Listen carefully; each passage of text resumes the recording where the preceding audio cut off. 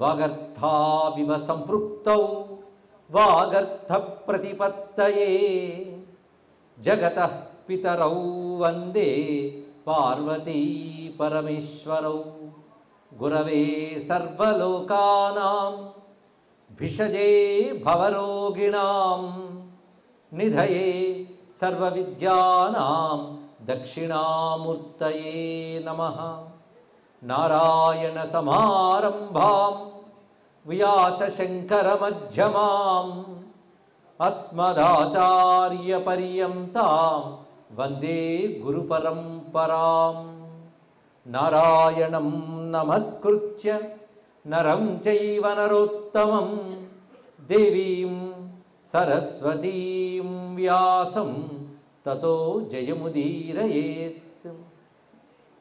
శ్రీశేషశైలసునికేతన దివ్యమూర్తే నారాయణాచ్యుత హరే నలినాయతాక్ష లీలాకటాక్ష పరిరక్షిత సర్వలోక శ్రీవేంకటేశ మమ దేహి కరావలంబం. శ్రీవేంకటేశ మమ దేహి కరావలంబం. యస్మాత్ సర్వం సముత్పన్నం చరాచరమిదం జగత్ ఇదం నమో నటేశాయ తస్మై కారుణ్యమూర్తయే.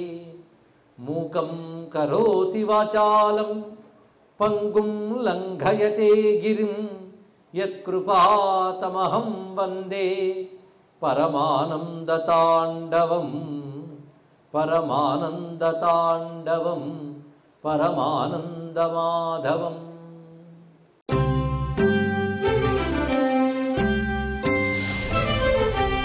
చిదంబర రహస్యం అనబడే నటరాజ వైభవం. నటరాజ వైభవం అన్నా చిదంబర రహస్యం అన్నా ఒక్కటే.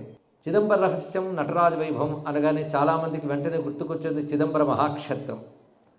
అక్కడున్న అనేక రకమైన అద్భుతమైన అంశములు, వాటితో పాటు నటరాజ వైభవం. యజ్ఞం అనగా భగవద్ ఆరాధన అర్థం. అది శ్రవణ రూపంలో కావచ్చు, అర్చనా రూపం కావచ్చు, కీర్తన రూపం కావచ్చు. ఏ కొద్దిపాటి యజ్ఞం చేసినా ధన్యులమవుతాం. అటువంటి శ్రవణ యజ్ఞం మన ఇవాళ నుంచి నిర్వహించుకోబోతున్నాం.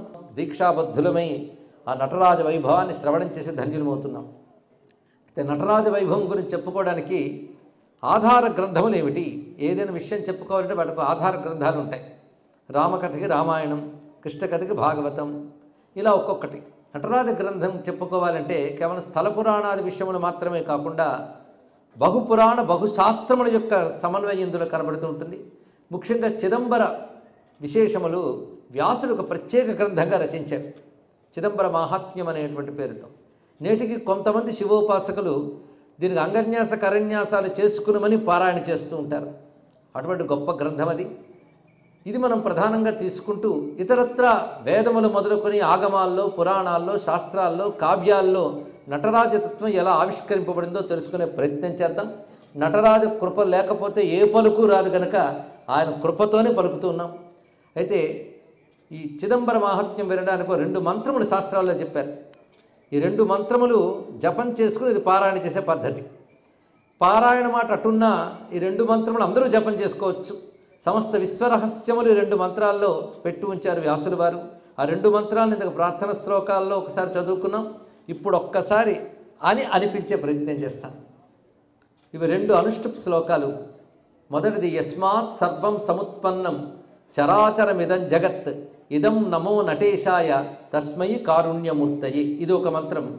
రెండవది మూకం కరోతి వాచాలం పంగుం లంఘయతే గిరిం యత్కృపా తమహం వందే పరమానంద తాండవం. ఈ 2 శ్లోకములు మనకి చిదంబర మహాత్మ్యానికి పూర్వం జపం చేయవలసిన విధానంగా పెద్దలు ఏర్పాటు చేశారు. వీటి అంగన్యాస కరన్యాసాదులతో చేసేవారు ఆ పద్ధతిలో ఉన్నారు.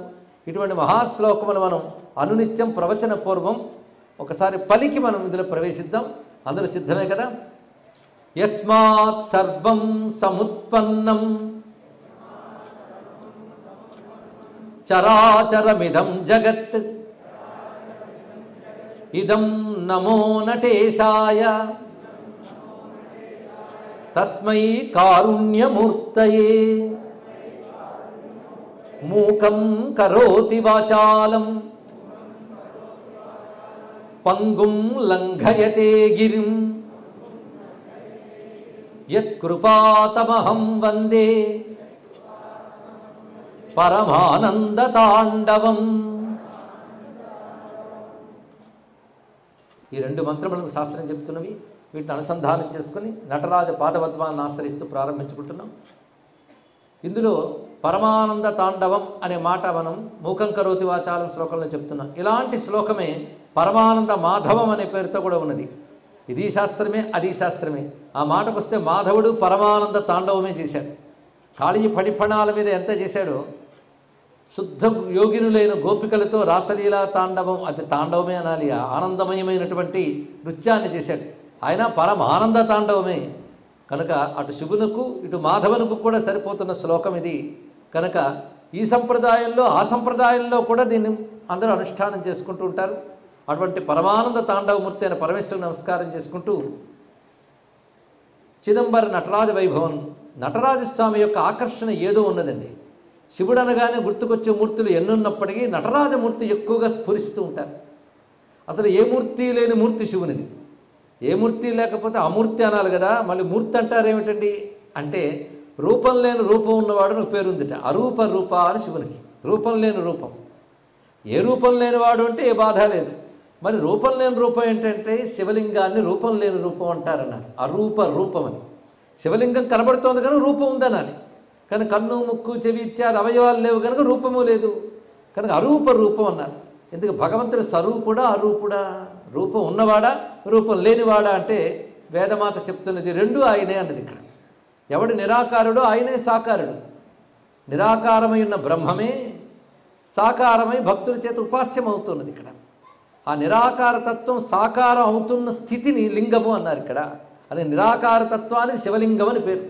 లింగం అంటే ఏమిటయ్యా అంటే సర్వజగత్తు దేని యందు లీనమై ఉందో, సర్వజగత్తు యందు ఎవడు లీనమై ఉన్నాడో వాడు లింగము. నిర్వచనం శాస్త్రం చక్కగా చెప్పింది. ఇందులో ఏమీ సందేహం లేకుండా.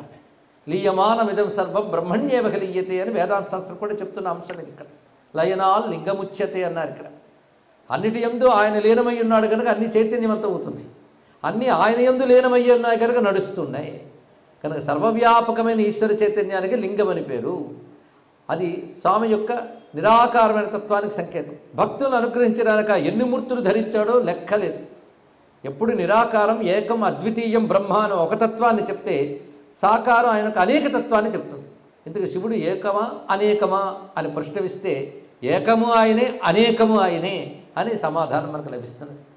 అనేకమైన ఉపాస్యమూర్తులు సామాన్యులకు కూడా తెలిసినవి కొన్ని ఉన్నాయి. ఒక అర్ధనారీశ్వరమూర్తి, ఒక భైరవమూర్తి, ఒక దక్షిణామూర్తి, సోమాస్కందమూర్తి ఇత్యాది మూర్తులు కొన్ని చెప్పారు ఉపాసన కోసం. అందులో ప్రధానంగా ఆగమాలు చెప్తున్నవి స్వామి యొక్క మూర్తుల్లో ముఖ్యమైన కొన్ని మూర్తులు చెప్తున్నాయి. ఇవి అత్యంత ఉత్కృష్టములని, అంటే ఇంకో మిగిలినవి తక్కువని కాదు, వీటి ప్రాధాన్యం ఎక్కువ చెప్తున్నారు. అందులో ఒకటి అర్ధనారీశ్వరమూర్తి, రెండవది దక్షిణామూర్తి, మూడవది సోమాస్కందమూర్తి, నాలుగవది నటరాజమూర్తి. ఈ నాలుగు మూర్తులు శివుని యొక్క పరిపూర్ణతత్వాన్ని తెలియజేస్తున్నాయి. ఆయన భైరవాది రూపాలు చాలా స్వీకరించాడు. విశేషము లేని ఆది భిక్షాటనమూర్తి అనే మూర్తి ఉన్నది. అదేవిధంగా లింగోద్భవమూర్తి ఉన్నది. విశేషము లేని మూర్తులు శైవాగమాలు మనకు వర్ణిస్తున్నాయి. సుమారు 25 పైనే మూర్తులు చెప్తున్నారు. కొన్ని చోట్ల ఇంకా అధిక సంఖ్యలు కూడా చెప్తున్నారు శాస్త్రంలో. అలాగే ధ్యానముద్రలో ఉన్న శివమూర్తులు ఉన్నాయి. కానీ ప్రధానంగా ఈ 4 మూర్తులను ఎక్కువ చెప్తూ ఉంటారు. అర్ధనారీశ్వరమూర్తి శివతత్వంలో ఈ అర్ధనారీశ్వరమూర్తి ఒకటి, నటరాజమూర్తి ఒకటి. అదేమిటో పాశ్చాత్యుల్ని విజ్ఞాన శాస్త్రవేత్తల్ని కూడా ఆకర్షించిందండి. భారతదేశంలో హిందూ మతం అనబడి ఏదైతే చెప్పబడుతున్నదో ఇది 100కు 100 పాళ్ళు విజ్ఞాన మతము అని ప్రపంచం అంగీకరించేటట్లు చేసిన అంశముల్లో ఒకటి శివతత్వము. ఇది ఆశ్చర్యకరమైన అంశం. ఇక్కడ అర్ధనారీశ్వర తత్వం, ఈ నటరాజతత్వం, ఈ రెండు ప్రపంచంలో విజ్ఞాన శాస్త్రవేత్తలు ఆకర్షితులై ఏదో ఉంది అని తెలుసుకుని దేశం వైపు తిరిగి ఈ దేశం యొక్క ఉదాత్తమైన సంస్కృతిని తెలుసుకుని 2 చేతులెత్తి నమస్కరించారు. ఈ దేశానికి, ఈ సంస్కృతికి, ఈ ధర్మానికి భక్తులైపోయారండి. అలా చేయగలిగిన శక్తివంతమైన అంశములో ఒకటి అర్ధనారీశ్వరమూర్తి, ఒకటి నటరాజమూర్తి. వాళ్ళు ఏ విజ్ఞాన శాస్త్రం యొక్క పరమావధులు చూశారో ఆ విజ్ఞాన శాస్త్ర లక్షణములని ఈ మూర్తుల్లో ఉన్నాయని వారు అంగీకరించారు. అది గొప్ప అంశం. సరిగ్గా 20వ శతాబ్ద ప్రారంభంలో ఒక మహానుభావుడు సెలూన్ దేశానికి, అంటే శ్రీలంకకు చెందినవాడు, విదేశాల్లో చదువుకుని అక్కడే స్థిరపడిపోయాడు. ఆయన పేరు ఏకే కుమారస్వామి అని. అక్కడే స్థిరపడి చివరికి అమెరికాలో తను త్యజించాడు, కానీ బ్రిటన్లో ఎక్కువ కాలం ఆయన ఉన్నాడు. ఒక హిస్టోరియను, ఒక మెటాఫిజిషియన్ కూడా ఆయన ఒక్కసారిగా పరివర్తన చెంది నటరాజస్వామి వారిపై పరిశోధన చేసి కొన్ని వేల పుటల గ్రంథాన్ని ఇంగ్లీష్లో రచించాడు. అది చూసిన తర్వాత అనేక మంది పాశ్చాత్య విజ్ఞాన శాస్త్రవేత్తల యొక్క ఆలోచన ధోరణి మారింది. ఆ తర్వాత అనేక మంది అణుశాస్త్రవేత్తలు మొదలైన వారు నటరాజ తత్వాన్ని, అర్ధనారీశ్వర తత్వాన్ని గమనించి ఈ రెండు విశ్వవిజ్ఞాన రహస్యాలను చెప్తున్నాయి. విశ్వంలో దాగినటువంటి ఈశ్వర చైతన్యం ఏదైతే ఉన్నదో, ఒక కాస్మిక్ ఎనర్జీ, దాని యొక్క స్వరూపం రెండిట్లో కనబడుతున్నది. విశ్వమంతా స్త్రీపుంస యోగోద్భవం అనే తత్వం అర్ధనారీశ్వర తత్వంలో తెలుస్తున్నదంటే, కదలనిది కదిలేది అనే ఈశ్వర చైతన్యం ఒకటి ఉన్నది. కానీ కదలని శివుడు తాను కదిలిస్తూ ప్రపంచాన్ని కదిలిస్తూ ఉంటాడు. అటువంటి చైతన్యం నటరాజమూర్తిలో కనబడుతుంది అంటూ అణువు మొదలు బ్రహ్మాండం వరకు ఉన్న విశ్వ చైతన్యం అంతా నటరాజమూర్తి అనేటువంటి ఒక అవగాహనకు వచ్చి అనేక మంది విజ్ఞాన శాస్త్రవేత్తలు నటరాజ స్వరూపం యొక్క వైభవాన్ని తాము ఆవిష్కరించారు. విజ్ఞాన శాస్త్రంతో ముడిపెట్టి అన్వయిస్తూ అనే గ్రంథాలు రచించారు. భారతీయులకి తమ మతం విశ్వాసాల పుట్ట కాదు, విజ్ఞానాల గని అని తెలుసుకునేట్టు చేశారు మహానుభావులు. అవన్నీ మనం క్రమంగా ప్రవచనంలో అంతర్భాగంగా ఆ విజ్ఞాన శాస్త్ర విషయాన్ని కూడా ఎలాగో గమనిస్తాం. విజ్ఞాన శాస్త్రం ఆహాన్ని ఆశ్చర్యపరిస్తే ఆధ్యాత్మిక శాస్త్రం ఆత్మను అర్పణం చేయడానికి మనకు వస్తుంది. పరమేశ్వరుని వైపు ఆత్మార్పణ బుద్ధి కలిగిన ఆధ్యాత్మిక విజ్ఞానంతో మనం ముడిపెడుతూ వెళ్ళాలి. ఇక్కడ విశేషించి ఇన్ని రహస్యములు కలిగినటువంటి ఆ మూర్తులు ఉన్నాయే, ఆ నటరాజమూర్తి ఆ స్వరూపాన్ని చూస్తూ ఉంటే ఏదో దాగి ఉంది అనిపిస్తుంది. ఇందులో అదేమిటో చెప్పడానికే ఇక్కడున్నాం. ఏదో దాగి ఉంది, తెలియడం లేదు అనే దాని పేరే రహస్యం. ఎంతవరకు రహస్యం అంటే తెలిసేవరకే. తెలిసి ఇంకేం రహస్యం ఉందండి అంటే, తెలిసిన రహస్యం అనిపించే మాధుర్యం చిదంబర రహస్యం అంటే. ఇక్కడ రహస్యం అనే మాట చాలా గొప్ప విషయం. రహస్యము, గుహ్యము ఈ రెండూ కూడా ఒకే అర్థంతో కూడినవి. రహస్యం అనే మాట దేనికి వాడతారంటే వేదాంత శాస్త్రానికి వాడతారు. శాస్త్రాల్లో రహస్య శాస్త్రం అంటే వేదాంతం. అదే భగవద్గీతలో 15వ అధ్యాయం చివరికి వచ్చినప్పుడు ఇదం గుహ్యతమం శాస్త్రం అన్నారు కృష్ణ పరమాత్మ. ఇదం గుహ్యతమం శాస్త్రం, రహస్యతమమైన శాస్త్రం చెప్తున్నానన్నాడు. అంటే చిదంబర రహస్యంలో కూడా ఏదో వేదాంతం ఉందన్నమాట. అంతేగాని చాలామంది చిదంబర రహస్యం అంటే వెళ్ళామండి క్షేత్రానికి, చిదంబర రహస్యం అంటే తెర దగ్గరికి తీసుకెళ్ళారండి. ఏదో ఉందనుకున్నాం, తెరలాగారు ఏమీ లేదండి, అదే రహస్యం. ఏమీ లేదని ఎవరు చెప్పిన వాడికి? అంటే విగ్రహం కనబడలేదుట. విగ్రహం కనబడినంత మాత్రం ఏమీ లేదా? ఏదో ఉంది, కంటికి కనబడనిది ఏదో ఉంది. లేకపోతే మన ఇంట్లో గోడకు కూడా తెరేసి లాగచ్చు. అక్కడ తెర వేసి తీస్తేనే రహస్యం అంటున్నామంటే ఏముందో తెలుసుకోవాలి. తెలుసుకోవాలంటే ఈ ప్రవచనం కావాలి. అందులో ఏముందో తెర తీస్తే ఏముందో చెప్పేది కూడా ఇప్పుడు ఈ ప్రవచనమే. ఎందుకు తెలుసుకోవాల్సిందో. రహస్యం అనే మాట తెర వెనకున్నది అని మాత్రం అర్థం కాకుండా, రహస్యం అంటే మునిపే చెప్పినట్టు అంతా ఉన్నది, తెలియబడట్లేదు, అది ఒక్కటి తెలిస్తే ఇంకేం తెలియనక్కర్లేదు, అది రహస్యం. మళ్ళీ చెప్తున్నా, అంతా ఉంది, తెలియబడట్లేదు, అది ఒక్కటి తెలిస్తే మరేం తెలియక్కర్లేదు, అది రహస్యం. అదే చిదంబర రహస్యం. అదే ఈ ప్రవచన రూపంలో మనం చెప్పుకోబోతున్నది. శివుడు తన స్వరూపం ద్వారా రహస్యాన్ని మనకు బోధిస్తున్నాడు. ఒక మూర్తి ద్వారానే బోధిస్తున్నాడు. ఆయన గొప్ప విషయం అంటే సర్వము వ్యాపించుతూ దేని తెలుసుకుంటే మనకు తెలియవలసిన అవసరం లేదో ఆ సర్వజ్ఞానతత్వము తన రూపంగా ఆవిష్కరించిన దివ్యమూర్తియే నటరాజమూర్తి. మొత్తం విశ్వవిజ్ఞాన రహస్యం. విశ్వవిజ్ఞానం రెండు విధాలు, ఒకటి ఇండివిజువల్, ఇంకోటి యూనివర్సల్. నీలో ఒక మహాచైతన్యం ఉంది, ఒప్పుకుంటామా లేదా? ఉంటేనే ఇక్కడ దాకా వచ్చాం. కానీ మనలో చైతన్యం ఉంది, విశ్వమంతా చైతన్యం ఉంది. విశ్వమంతా చైతన్యం ఉందని పోల్చుకోవడానికి మనలో చైతన్యం ఉండాలి, లేకపోతే పోల్చుకోగలమా అండి? ముందు తాకలిగితే 3 లోకములు అన్నాడు హనుమాచార్యుల వారు. ముందు నువ్వు ఉంటేనే తర్వాత. నాలో అనంత విశ్వంలో ఒక చైతన్యం ఉంది, అవి రెండా ఆలోచించమన్నాడు. అనంత విశ్వంలో ఒక మహాచైతన్యం నడుపుతుంది, నీలో ఒక మహాచైతన్యం నడిపితేనే నడుస్తున్నాం, మనది కాదు. అదేమిటో తెలుసుకునే ప్రయత్నం చేయి. దాని పేరు నటరాజస్వామి వారు అని చెప్తున్నారు. ఈ నటరాజస్వామి వారి గురించి వేదముల యందే ప్రస్తావన ఎక్కడెక్కడ కనబడుతుంది. ఒకటి వేదముల మొదలుకొని ఒక్కొక్కటి చెప్పుకుంటూ ఉంటాం. సందర్భశుద్ధితో అప్పుడప్పుడు ఒక కథ చెప్తున్నా వేదం యొక్క రహస్యం చెప్పవచ్చు. ఉపనిషత్తుల్లో కూడా చిదంబర రహస్యం కనబడుతుంది మనకి.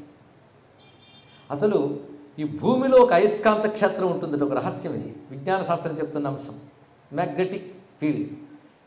అలా మన భూమంతటిని గమనించి అయస్కాంత క్షేత్రంగా చూస్తే దానికి హృదయస్థానం ఆశ్చర్యకరంగా భారతదేశంలో చిదంబరం. మొత్తం భూమికది అయస్కాంత క్షేత్రమైన హృదయ క్షేత్రం అంటే.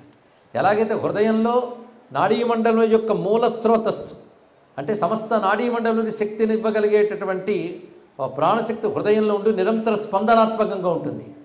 స్పందన అంటే లయ, రిధం స్పందన అనగానే మనకు అర్థమైపోతుంది, అక్కడ నృత్యం జరుగుతుంది. దాన్నే అంటారు హృదయ కుహర మధ్యే అహమహమితి నృత్యం విధాతి. హృదయ కుహర మధ్యలో నిరంతరం అహం అహం అని నృత్యం చేస్తున్న నటరాజుకు నమస్కారం అంటారు రమణ మహర్షుల వారు అరుణాచల స్థుతిలో. అటువంటి దివ్యమైనటువంటి ఆ స్పందనాత్మకమైన హృదయం మనకెలా ఉన్నదో ఈ భూమికి కూడా ఉందిట. అటువంటి హృదయ స్థానం భారతదేశంలో చిదంబర క్షేత్రం. అటువంటి చిదంబర క్షేత్ర వైభవం అయితే స్వామికి వేదముల యందు సభాపతి అని పేరున్నది. చిదంబర నటరాజు పేరు సభాపతి. సభాపతి సదసస్పతి అనే పేరు కూడా వేదముల యందు మనకు కనబడుతుంది. సదసస్పతి అనే నామం ఉంది. సభాభ్య సభాపతిభ్యశ్చవో నమో నమః అంటూ రుద్ర నమక మంత్రాల్లో కూడా మనకు కనబడుతుంది. సభలకు సభాపతులకు నమస్కారం అని. అంటే సభాపతులు అందరూ ఉన్నారు.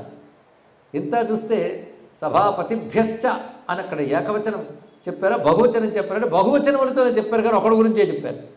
అంటే ఒకే సభాపతి అనేక సభల్లో నాట్యం చేసినప్పుడు అనేక సభాపతులు అయిపోయాడు.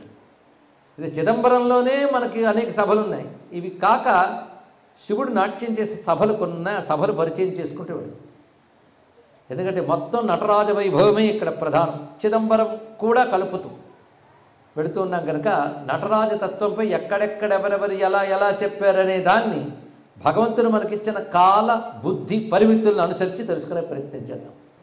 నటరాజ వైభవంలో ఉన్న రహస్యం అందం అది. శివుడు నాట్యం చేసే చోటు పేరు సభ. సాధారణంగా నాట్యము, సంగీతము, సాహిత్యము ఇవి ప్రకటించే చోట్లకి సభలనే పేరు. అంతేకాకుండా యజ్ఞములందు జ్ఞానులు వచ్చి సమావేశమైన చోటుకు కూడా సభలని పేరు. జ్ఞానమే నృత్యాదుల్లో కూడా కనబడుతుంది కనుక వాటిని మనం సభలని అనొచ్చు. అయితే నటరాజమూర్తి కళకు సంబంధించిన వాడా, ఆధ్యాత్మిక సంబంధించిన వాడా, విజ్ఞాన శాస్త్రానికి సంబంధించిన వాడు? ఇది ఒక పెద్ద ప్రశ్న. ఇక్కడ వచ్చిన వారు కళ కోసం వచ్చారా, ఆధ్యాత్మికవాదులు వచ్చారా, విజ్ఞాన శాస్త్రవేత్తలు వచ్చారా? దాన్ని బట్టి నటరాజు దేనికి చెందినవాడు చెప్పుకోవాలి. ఇక్కడ ఆఖరికి మన భారతదేశంలో ఎక్కడ నాట్యం చేసినప్పటికీ కూడా నటరాజు విగ్రహం పెట్టుకుంటారు, చూస్తూ ఉంటాం మనం.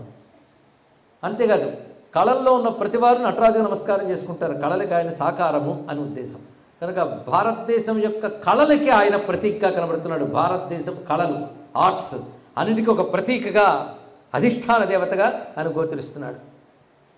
ఆధ్యాత్మికంగా చూస్తే ఉపాస్యమూర్తి నటరాజు. పరమేశ్వరుడు భక్తులకి పరమేశ్వరుని అన్ని మూర్తులు ఉపాస్యములే. ఆయన పార్వతీ సమేతుడే కూర్చున్న ఒక మూర్తి ఉంది. గణపతి కుమారస్వామి పార్వతీ సహితుడే ఉన్న పరివార మూర్తి ఉంది. అర్ధనారీశ్వర మూర్తి ఉంది. ఆది భిక్షుక మూర్తి ఉంది. భైరవమూర్తి ఉన్నది. ఎన్నెన్నో మూర్తులు ఉన్నాయి ఆయనకి. అయినప్పటికీ ఈ మూర్తులన్నీ శివభక్తులకు ఇష్టమే. కానీ నటరాజమూర్తి అనేది వారు ఉపాసించే పంచాక్షరి మంత్రానికి సరి అయిన స్వరూపంగా గోచరిస్తుంది కనుక శివమూర్తులన్నిట్లో ఒక పరిపూర్ణత నటరాజమూర్తిలో కనబడుతున్నది. అందుకే అది ఉపాసనలో, ఆధ్యాత్మిక మార్గాల్లో ఉపాసనకి చాలా ముఖ్యమైపోయింది నటరాజమూర్తి. ఇంకా మిగిలింది విజ్ఞాన శాస్త్రం. అంటే కళలు చెప్పుకున్నాం, ఆధ్యాత్మికత అన్నాం. ఇప్పుడు విజ్ఞాన శాస్త్రం వైపు చూస్తే విజ్ఞాన శాస్త్రంలో నటరాజమూర్తి భారతదేశం తరపున ప్రపంచానికి లభించిన ఒక విజ్ఞాన ప్రతీకగా అందరూ భావన చేస్తారు. ఇది అతిశయోక్తి కాదు అనడానికి నేటికీ కనబడుతున్న పెద్ద ఉదాహరణ ఏంటంటే స్విట్జర్లాండ్లో సెర్న్ అనబడే ఒక న్యూక్లియర్ సైన్స్ సంస్థ ఉంది, CERN. ఆ న్యూక్లియర్ సైన్స్ సంస్థలో 2 చోట్ల ఒక పెద్ద నటరాజు విగ్రహాలు ఉన్నాయి.